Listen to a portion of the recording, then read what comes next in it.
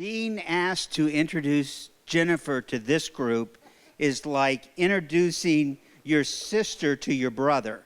I mean, it's like, what do you say? And the only thing I could think to say is that I first met Jennifer after the Tubbs fire.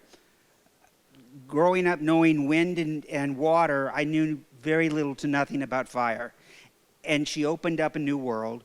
She shared her knowledge. She shared her compassion. She shared her drive. But that was just a piece of Jennifer. Jennifer's talent, her superpower is truly having the vision, but also being able to implement it.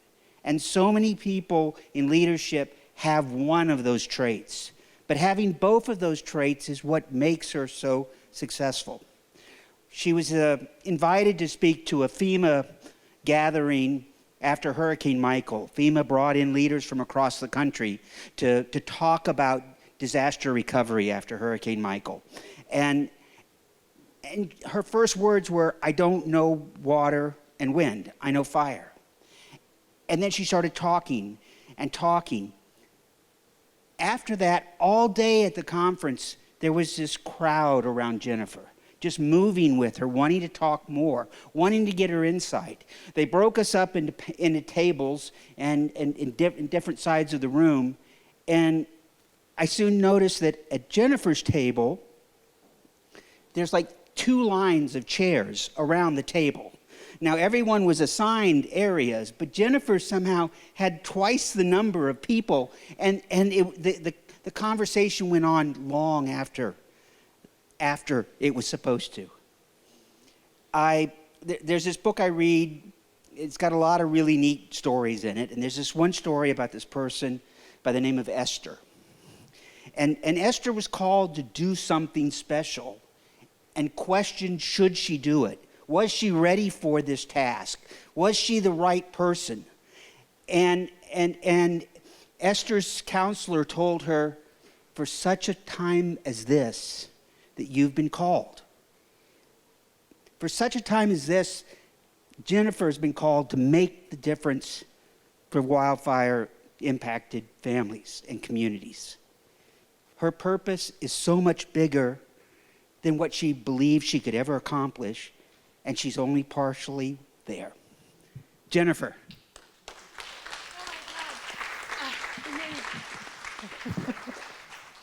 Jeez, he made me tear up. God. Okay. I'm so tough. All right. So, yes, Tim, side note, I was having a tough time, keeping your mental health and your physical health sort of balanced in this profession. It's an ongoing challenge. And about 3 years ago, I was, had this, it had nothing to do with me, it just impacted our organization, and I was like, that's not fair, and I was like an 8-year-old girl, and I was crushed, basically by this really unfair treatment from these total a-holes. That's my word for it. And it was so hard, but I love the work so much, and I was on the phone with Tim, and I was like, I'm not sure what to do or whatever, and I am not a religious person at all, and he sent me the story of Esther.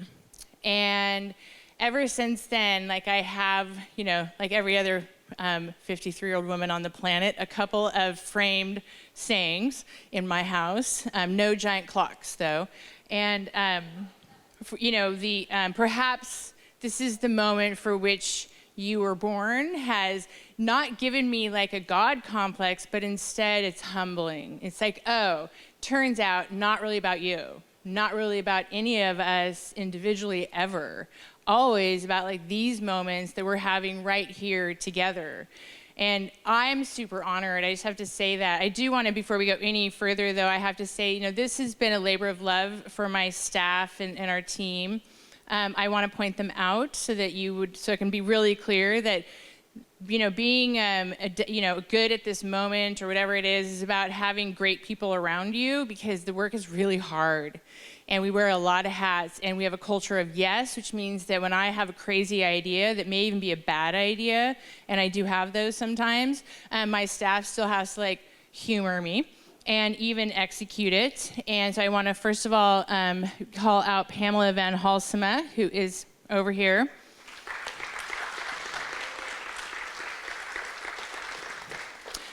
Pam is a Tubbs fire survivor, community leader. She was so pivotal in Coffee Park and Coffee Strong, and people don't even think really realize how pivotal she was. But the reason why everybody knew their story for so long was actually largely due to her behind-the-scenes super ninja communication and librarian skills. So never underestimate the power of a librarian on a mission. Side note. Super appreciate you. Thank you, your compassion. And then in the back, we have Melissa Stone. She runs our business with me. She is my assistant. She's actually been with me for over 3 years, and that's a long time to work with me, I hear. And then over here, Molly Curley O'Brien, who you have just gotten to know, and you can see why it is that I give my staff so many hats, is because they can actually carry it. And part of that is like, you have to be willing to try stuff. It's exactly what you said. And it's often hard, but we are always having conversations about, yes, it's hard, but you know what, the problem is hard. So why are we looking for easy solutions? Like, what can we do? And how can we support, really smart people and get out of their way to figure it out? When I handed through our board member, Lisa McKaylee, the North Bay Forest Improvement Program to Molly, I was like, there's no way I can do this, just for the record. Like, it really was going to take people with complementary skill sets. And I think we're pretty careful about that to make sure that we don't all have the same skill sets. Oh, I see Rosa Brandt is out there. She is our program associate. She works most closely with Molly, and she's been with us for about a year now, and she is just so smart and very kind, great colleague. We're very fortunate to have her, so thank you, Rosa. And Kyle, who's been back here sweating in the corner. So thank you, Kyle. This was a lot, and I really appreciate it. It's very, well, yes, I'm doing staff first, but yes, we hired PO for this event, so thank you, PO, very much. You've done a wonderful job. I want to recognize my board members in the room, too. Dr. Lisa McKaylee has been in charge of me in some way for about 4.5 years, and she's my colleague and my friend, and her confidence and also her counsel when I need it means a lot to me. Thank you for that. And Marco Bay is also on our board. He was just up here. Oh, he's somewhere. Well, you've met Marco, so you can figure out why I asked him. Thank you, really, for your mentorship, too. Molly Mowry, who was here yesterday, Chisato, who you saw earlier. So we have a fantastic board. And then I have a couple of advisory board members still here. Wendy Nystrom is in the back. I think, am I missing anybody? Oh, Belinda Brown is on my advisory board, too. I wanted to call this out first. There she is. I wanted to call this out first because, I'm going to go through quickly what we do, but what I'm hoping, oh, yeah, what did I miss? Oh, my husband is here watching this right now. I was like, so sometimes I'm like, but you don't understand. He's like, baby, I've been standing with you through this whole thing, every minute of it, like when times are hard, and he'd lay down and we'd put our feet up because that's what Sue Farron told me to do for mental health, and he sits beside me and holds my hand, and I could not ask for a better partner. Plus, I still think he's super cute, which is nice, and he's a wonderful husband. He's right back in the very back in the glasses, so thank you, Doug. Appreciate you. Now I'm a little dazzled. There are so many partners in this room, and I did not know anything about wildfire, and so I'm going to change my keynote somewhat to really just reflect on what's happened here. I want you to know that we chose you to be here because we believe in you, and that's our whole job, really. Oh no, I'm going to get emotional. I don't want to. I'm a little tired too, but we believe that if we can have a 360 view of how to do this, we can actually get through it. I love it that Jessica is saying that, Secretary Morse, because I tell people all the time, we're not trying to hold back the sea in the sky. We're dealing with wildfire. We can do this, right? It's super hard. It's full of grief and it's full of pain, but it's also full of compassion and it's full of humanity. And I had no idea that this would become my career or my life or my passion, but October 8th, 2017, I woke up at 12:30 at night, and my whole life had changed from there on out. But the most fundamental change that happened was the people. Steve Aker is here. We went to high school together too. And I feel like I spent those 10 days in a foxhole, and I was one of the only liaisons to the county. Another story for another day. That was pre-Chris Godley, by the way. We didn't know what we were doing at all, so we had to figure it out together. And we had to figure out systems to serve 40,000 people. And it was hard and it was scary. I grew up here, so you know what that's like. You're like, what if all of it's gone? Like, who am I? I don't even know who I am if all of Sonoma burns down. I don't know what I'm going to do. But we had a moment, in the EOC where we were 10 minutes away. And I'm forever grateful for that moment and all of those moments over those 10 days. And I saw how people could actually rise, and you don't need to ask permission. That was radical. You don't have to ask permission to do right by your community. You don't have to wait for an official title. You can just take up the space because you know it exists and it's there and you can do it. And you're gonna make mistakes, but don't ask permission. Just get in. It doesn't mean don't work with other people. That does not what that means. That means that you get to the place of, okay, we know what the outcome that we want has to be, which is we need to get people fed today. All of the things that I ever needed to know to do this job, I learned in the fire. That's what I learned over those 10 days.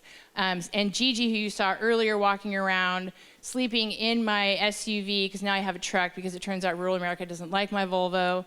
We were sleeping in the back of my Volvo SUV, and Gigi loved the fire. She's like, this is amazing. We snuggle, just us in the back of a car. And my life changed so much, and again, for my family and my husband and all the people who have not only leaned into the vision of After the Fire, but made it so much better. Every time I get super talented people, I'm all, this is look what we can do together. Having a vision and even the ability to implement it means nothing unless you can fund it and unless people can carry it out, and unless your funders and the people you're working with give you permission to fail. Because that's how you're going to get through. So I'm going to take you through a quick thing, and I'm going to do a couple of things, but I wanted to make sure that, I also want to make sure that I call out Fannie Mae as our longest, most impactful partners.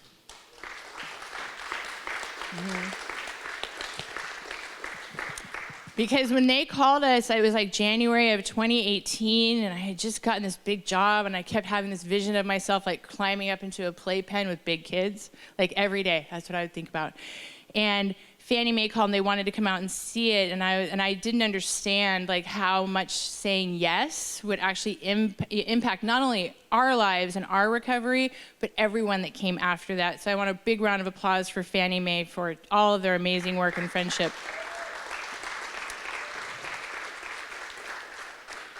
And then I want to actually call out the people of the campfire who are here from Paradise, Jen, and are they still here? Oh, there they are. There's the table. It's dark back there.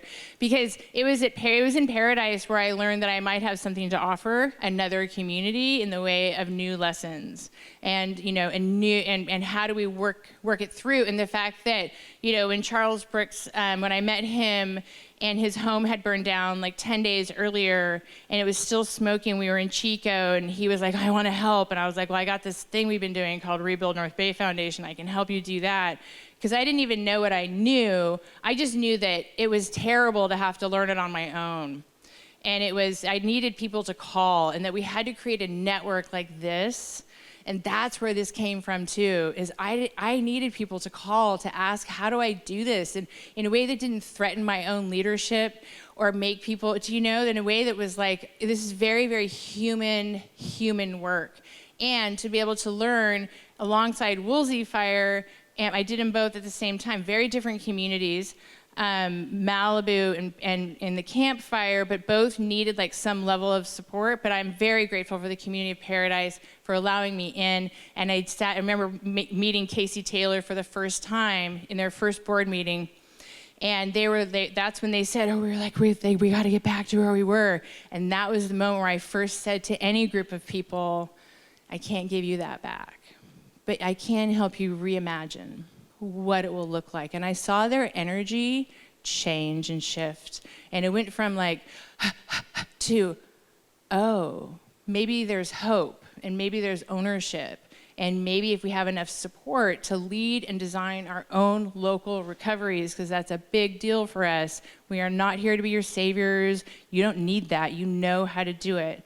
But it's such an honor to be able to walk into Santiam Canyon and to sit there with you all and to listen to you all day. And then at the end of the day, be like, I don't know if you know this, but you are amazing. Like, and to be able to reflect that back, because we've sat in so many of these, to finally be accepted in Lake County, because it was Supervisor Brown who taught me that I would not be. Yeah, I used to call him Supervisor Nope Nope, because he would ask me a question for my opinion, and I would tell him, he'd be like, nope, nope, nope, nope, Jen, that's not gonna happen. But Lake County actually educated me on working with rural people and being like, making sure that I listened more than I talked. I can actually do that. I know that's kind of stunning for you. And you know, understanding sort of the beauty in rural America, and there are huge inequities, and understanding that we are here in Sonoma County today and we are, you know, 90% rebuilt, but that's a privilege. And it's not common. It's super uncommon, which means that we actually have a duty and a responsibility to do this as often as possible, and to acknowledge that what recovery looks like for different communities depends on what that community wants and needs. It's not all the same, but we live in a very well-resourced area. That's the deal, and we have to pay it forward. And I was looking at our strategic plan from like 4 months after we were formed, and my comment as registered was, pay it forward. And that's what we've been able to do. So I'm gonna quickly take you through this, because I don't think we need most of this, actually. That's me. It's photoshopped. Okay. Oh, look, that's Dina. Yeah. Dixie Fire. People kept stealing their bricks, and so I put it in my head. I'm like, make sure when you go into a small town and they lose a building with historic bricks, that you connect them with Dixie Fire so they can get people to stop stealing all their bricks, which totally happened. You all know this. I'm going to move past. This is our origin story. You pretty much also know that. It was just like the end of the world. And I think one of the messages that I really appreciate about this conference is, you know, to see fire as beautiful is not something that most of us feel after a mega fire. We just don't. Like, it just takes so much. But then to talk to practitioners of fire who say, you know, you can live alongside fire and mild fire. I learned this from Lomakatsi, like the first month after the fire, and I was up there. My husband and I took an RV, and Gigi, because I wasn't going to drive. And my board president, Judy Coffey, said I wasn't allowed to hang out in the trailer parks alone, whatever. And so we did that, and I sat in a circle with Lomakatsi and Marco, and one of his scientists on his team said, you know, mild fire prevents mega fire. And so every single time I walk into one of these communities, I come back changed, and I come back better because of the ability to listen and to really like lean into the fact that we don't know everything, and the only way we can get through it is to do all of this over and over and over again. And then there's people like Krista who let me call her with big federal questions. Okay, you know all that. Oh, this is Santiam Canyon, by the way. This is right at Dina's land. This is about, we were actually asked by the state of Oregon to come in. This is probably like 8 months post. November 14th. I was like, wow, Jake. And if you ever need a donation, maybe, you know, that's Jake right there. Okay. Oh, I do have so this is essentially, one of the things I would like to talk about quickly is Judy Coffey, who's our board president. She also lost her home in the Tubbs fire. She couldn't be here today because she had to be in Spain. So whatever, that's fine. She's great. But we support communities as they recover from fire, rebuild their lives, and reimagine a more resilient future through prevention, innovation, and facilitation of community-designed recovery. We respect our communities. The most important thing for me is the values. And these can be anywhere in your life, but we listen first. What do you need and how can we help? And I learned that in our fire. I learned that because what one community needed, like our Latinx community out here, was not the same as what like SDC, or we had a group of medically fragile people. You've got to ask all the questions, and then they tell you. People tell you what they need if you can listen. Serve the community in front of you. It doesn't matter how much you know about disaster. Doesn't matter. You know, the community in front of you, they are your constituent, they're your end user, and make sure that you're listening to them. And lean into learning, adapting, and innovating, which is also being willing to say, that didn't work at all, or, you know, here's how maybe it could have gone better. That's so important. And then act with integrity always, always. The thing about this business, and Tim talked about it, it's full of people who don't have integrity. Fraud is a huge problem in disaster, but the more of us that there are, the less room there are for fraudsters. All of our partners, thank you. I'm going to go through this. You may know or not know that one of our main programs that Pam runs is our community to community program, where we do go in and we counsel communities, but really we're like free consultants to that community, and we figure out what they need and how we can help. We have adaptable tools and techniques. I was going to give you a much more formal one, but you pretty much know this. Oh, if you're wondering, look, there's Trey.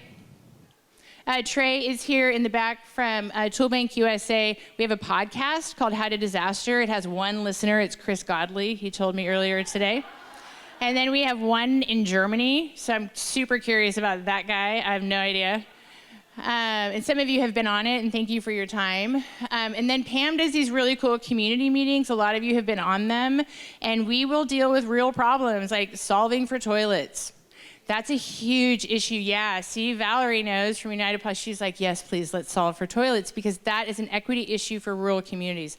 It's huge. It's so expensive. We have Before the Fire. This is Molly's part, and a lot of you saw the film too. And our tagline there is mitigation, restoration, resiliency. I stole restoration from Marco and Belinda, side note. And this is the program. If you want to know more about North Bay Forest Improvement Program, we just recorded a podcast, but go on our site. The reason why we agreed to do it is because it was scalable, and we could give it to any other community. And that is how we decide, yes, is it scalable? Will it benefit people here, but also anybody else who needs? And the answer is yes, and that's why we do it. RCPP, that one's a little rougher. We're going to go right past that one. Again, the thing that I actually just wanted to sit with for a minute, and then we'll move on to the panel, is advocacy. The reason why I'm settling there is, a lot of what we've been talking about here is like, how do we get what we need from the people who have the policy and the funds? And I heard somebody say last night, like, how did those people get like $40 million? And I'm like, well, it just, philanthropy is way too slow in this space. They're really built for emergencies, right? Doesn't mean that they're not adapting and moving towards chronic, but generally speaking, they struggle in this space.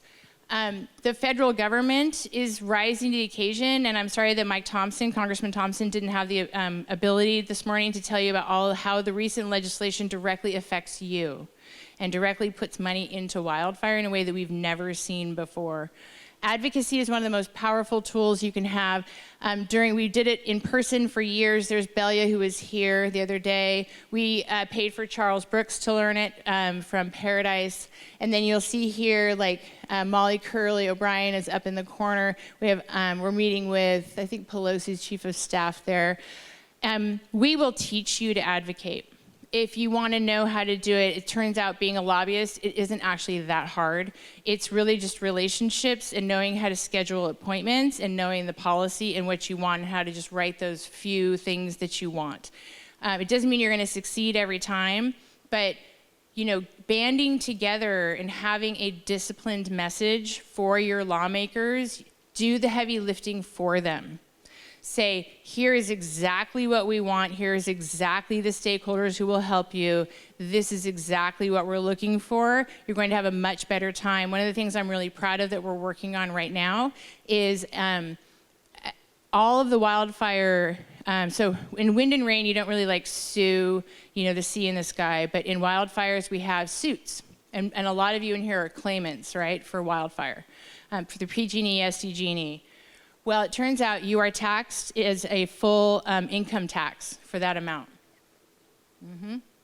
So if you get $500,000 from, PG&E, you have to actually claim that on your federal taxes as though you made $500,000 plus whatever else you made that year. We think that's lame, so we're not going for that. And this is why it's good to have a fire survivor on your staff too, is because she's a claimant, lived it, and that means that we all really, again, we just listen. That's our big superpower. So we've been working with Mike Thompson's office. Then we asked to include Ted Lieu to make sure that Southern California and the Woolsey Fire and Thomas Fire were wrapped into legislation. It's now moving through both the House and the Senate. We expect that to get done. California just got done, but we expect the federal, it should take a couple more months and we'll be done. So we're looking for just very positive solutions to real world problems, but imagine the huge amount of impact on a family's life that got a settlement that lost everything, and then they want to come and tax you on your settlement, but if you got run over by a car, that wouldn't happen to you. So those are examples of things that we can do that are very impactful. You know all this stuff. So I'm going to move now to the panel, and notice that I put myself at the end because I know we're all kind of hot. I know I'm a little hot and sweaty. I totally get it. And that we need to move through this day, but I want to make sure that I express my gratitude over and over again every single day for all of you, for all the relationships that we've built over the years. And we are actually doing some restructuring this year, and we're going to come back with a hybrid model, for-profit, nonprofit, in January. But it all lives on. It's all good. But the last 5 years have been the most instructive and important of my life. Don't tell my son who's 30, because he might be offended by that. But I am, the fact that how many of you traveled to be here and to be here together and to learn from each other, it means that we can actually get through it. And I just really want to thank you. And I'm going to bring up the panel now. That's it.